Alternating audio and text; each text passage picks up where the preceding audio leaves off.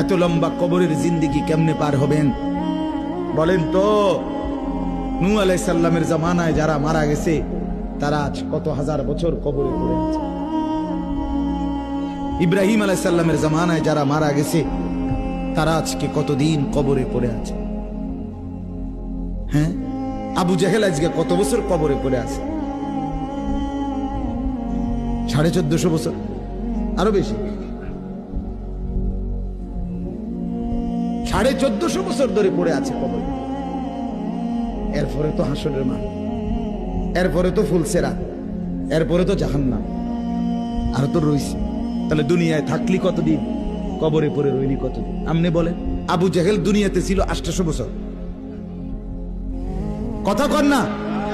আবু লাহাব দুনিয়াতে জীবিত ছিল 900 বছর, তো কবরে আছে কত বছর? তো